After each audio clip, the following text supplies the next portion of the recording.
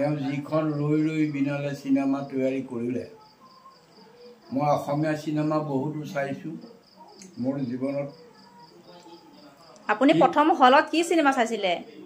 মই প্ৰথম হলত চিনেমা চাইছিলোঁ ধুমুহা, লটিঘটি।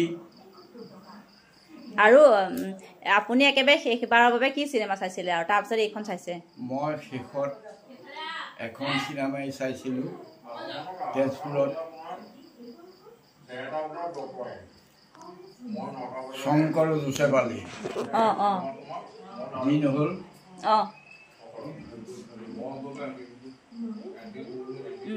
আৰু তাৰপিছত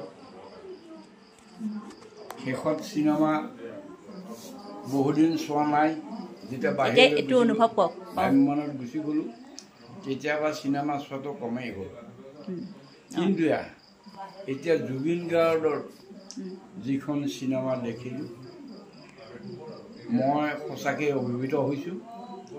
এটা কাৰণতে তেওঁ যিটো শেষত এক্টিং কৰিলে সেই এক্টিংটোৱে মানুহৰ হৃদয় চুই যায়। আৰু মই চাই থাকোঁতেও মই অকণমান দুৰ্বল হ'লোঁ। দুখ লাগিছে অকণমান? অলপ দুখ লাগিছে, মোৰ চকুলো ওলাল সেইকাৰণতে। আৰু তেওঁ এটা কথাই ভাল লাগিছে, যিখন চিনেমা ছেটিংছৰ সম্পৰ্কত যিখিনি তেওঁ উচ্চমানৰ শ্বুটিং লৈছে সেই শ্বুটিংখিনিও সঁচাকৈ শলাগিবলগীয়া। আৰু তেওঁ ৰৈ ৰৈ বিনালে যিখন শেষত চিনেমা কৰি থৈ গ'ল সেই চিনেমাখনে তেওঁ এতিয়া যেনেকৈ জীয়াই ৰখাৰ অসমৰ যুৱ প্ৰজন্মই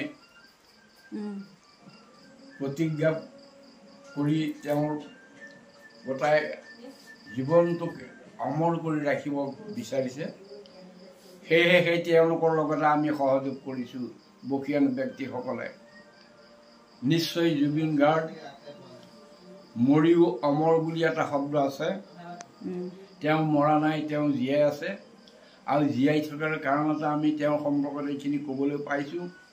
আৰু মাত্ৰ আপুনি মানে এতিয়া এটাই কওক আৰু যে চিনেমাখন আপোনাৰ ভাল লাগিল, মানে মনৰ ফুটা চিনেমা? মই মোৰ শেষৰ জীৱনৰ বিয়লি বেলা যিখন এতিয়া শেষ চিনেমা বুলিয়েই ক'ব লাগিব, জুবিন গাৰ্গৰ যিখন চিনেমা দেখিলোঁ সেই চিনেমাখন চাই সঁচাকৈ মই অভিভূত হৈছোঁ।